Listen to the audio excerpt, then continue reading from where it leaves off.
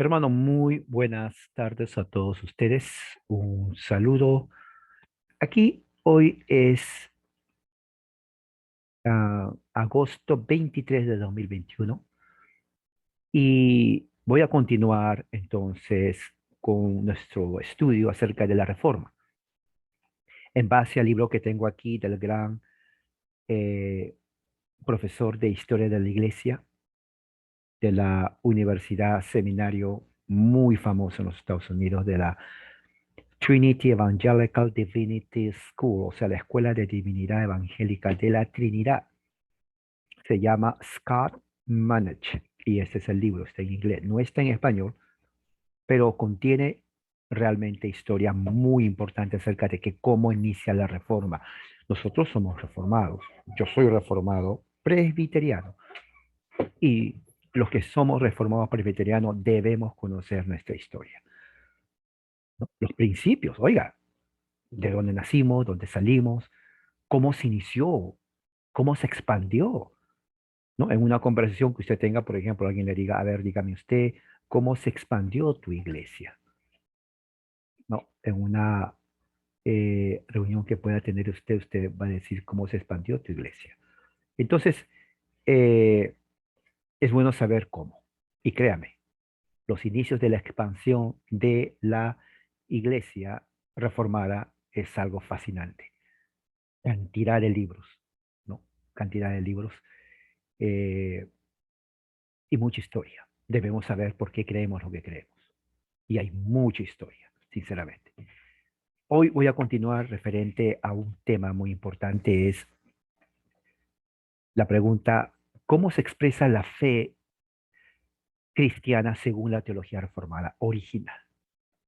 Bueno, voy a leer una parte del libro para que sepan cuál era el concepto de vida de iglesia en la iglesia local, sacramentos y todo lo demás. La fe cristiana es para que sea expresada y nutrida dentro del contexto de la iglesia local, ¿ok? Dentro del contexto de la iglesia local. El catecismo define que la verdadera iglesia es el cuerpo y la sociedad de creyentes a quien Dios ha predestinado a la vida eterna. Aunque están en todas partes, en diferentes lugares, países, hay una iglesia universal. Muchos lo ponen iglesia católica.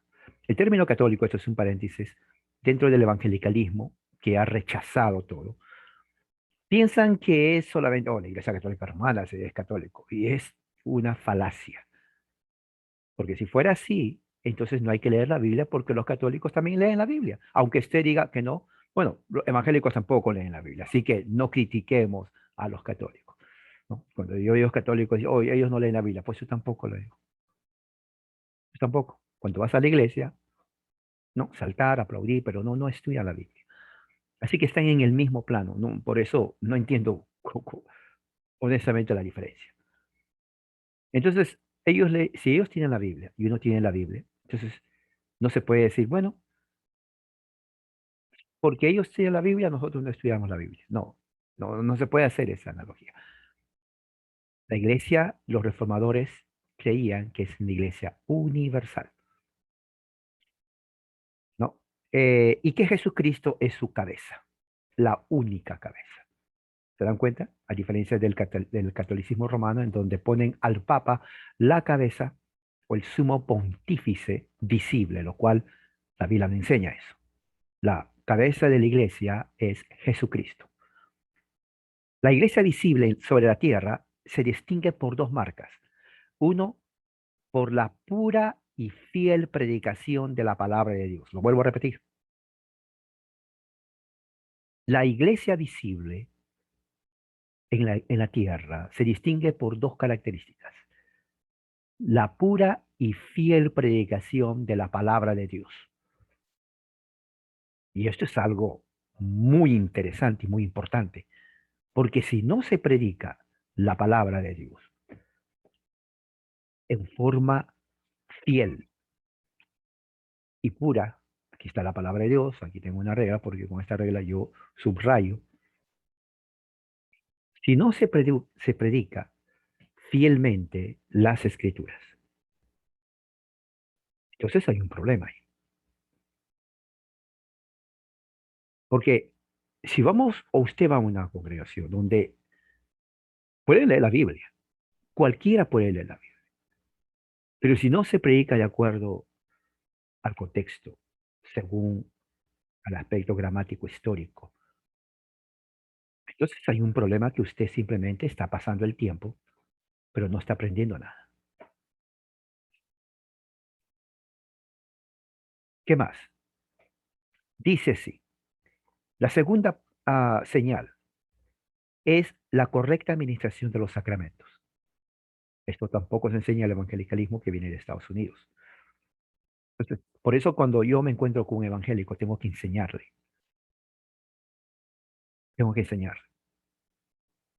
la correcta administración de los sacramentos. De acuerdo a la teología oficial de Ginebra, Jesucristo instituyó solamente dos sacramentos, dos, durante su ministerio en la tierra, el bautismo y la cena del Señor. El bautismo y la cena del Señor. Los sacramentos, ¿no? Los sacramentos están unidos a la predicación de la palabra de Dios. ¿Ok? Los sacramentos están unidos, recuerde, a la predicación de la palabra de Dios. Si alguien le dice, bueno, ¿qué son los sacramentos? Bueno, están unidos a la predicación de la palabra de Dios y lo confirman. Los sacramentos confirman la palabra de Dios. Los sacramentos fortalecen, ¿no? Los sacramentos fortalecen la fe, pero también alimentan la fe.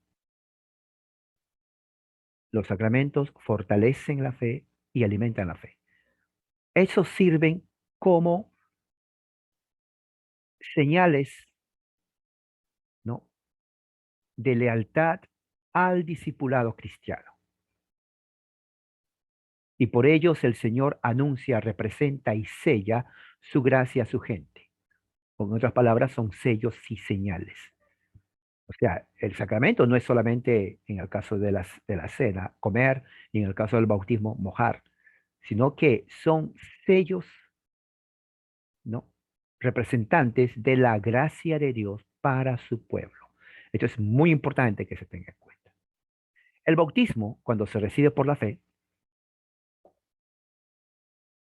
tiene el efecto que simboliza, por decir así, el perdón de los pecados, el bautismo, la mortificación de la naturaleza vieja y la regeneración espiritual. Esto es muy importante porque Juan habla de eso en el libro de Apocalipsis. Cielos nuevos y tierra nueva. Los cielos nuevos viene a ser la regeneración. Cuando dice y pasó la tierra primera, pasaron, está refiriéndose a la vida antigua. Recuerde, lenguaje simbólico. Tanto las confesiones como el catecismo estipulan que los sacramentos del bautismo debe ser administrado a los niños infantes de padres creyentes. Tanto el catecismo como las confesiones deben ser administrados a los niños infantes de padres creyentes. Ambos eh, deben ser administrados como signo que también los niños son herederos del pacto de Dios de gracia o del pacto de gracia de Dios. O sea, los hijos de los creyentes no se pueden dejar de una forma negligente hasta que ellos crezcan. Eso no enseña las escrituras. Las escrituras enseñan realmente que eh, somos nosotros nacidos en la familia de Abraham. Tenemos el pacto abrámico. Y según el pacto que Dios hizo con Abraham, La promesa es para él y su descendencia. Y tanto la confesión como el catecismo estipulan que el bautismo se administra a los hijos de los padres creyentes y que signifique un sello o señal que también ellos son los herederos del pacto de gracia de Dios. Eso se enseñó, esta es teología reformada.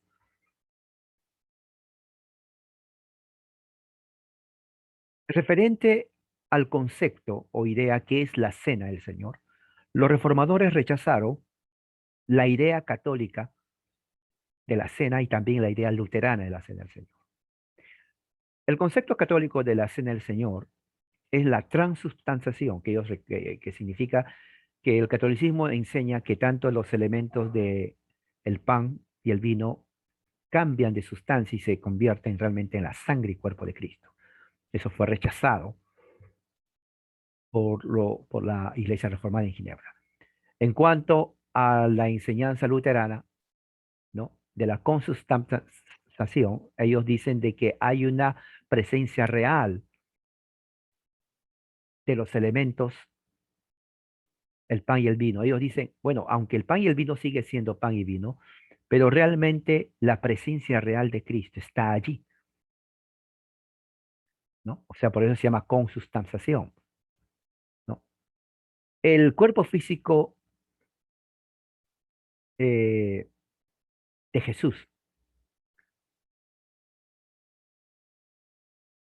enseñan los reformadores, está en el cielo y no en la tierra, pero eso no significa que la comunión o los elementos, como por ejemplo el pan y el vino, solamente son símbolos de la cena del Señor, o que solamente es un recordatorio. Es más bien como dice la confesión Tigurinos 1549. Todos quienes en fe abrazan las promesas que se ofrecen allí reciben a Cristo espiritualmente con sus dones espirituales. Es Cristo solamente quien en la cena nos hace participantes del mismo, quien llena lo que los sacramentos representan. Y la ayuda de ellos es usada por el Espíritu que reside en nosotros. Y eso es muy importante que ellos sepan. Entonces, en todo este concepto, la palabra de Dios en doctrina, disciplina y liturgia y sacramentos estaba siendo reformado o reformada de acuerdo a la palabra de Dios expuesta por los reformadores en Ginebra. ¿Ok? Esto es muy importante que se tenga en cuenta. Entonces, estamos viendo aquí que desde el principio todo esto era y es el concepto original de lo que es iglesia, de lo que son los sacramentos y de lo que significa ser iglesia. Fortalecimiento y alimento espiritual en la iglesia local. Y que los signos de una verdadera iglesia es la predicación fiel y completa de la palabra de Dios y la correcta administración de los sacramentos. ¿Cuáles son dos? Bautismo y cena. Que el bautismo también se aplica a los hijos de padres creyentes, porque es un signo, ¿no? Que pertenecen también y son herederos de las bendiciones del pacto de gracia, y que la cena del Señor no es ni el concepto católico ni el concepto luterano, sino que más bien es una realidad espiritual en donde nuestro espíritu se alimenta de ello. En los elementos no se transforma, pero tampoco solamente son simples símbolos, sino que espiritualmente está la carne, el cuerpo y la sangre de Cristo. O sea, estos conceptos son muy importantes porque es lo que enseña la teología reformada. Cualquier pregunta, entonces, o comentario, lo pueden hacer. Soli Deo Gloria.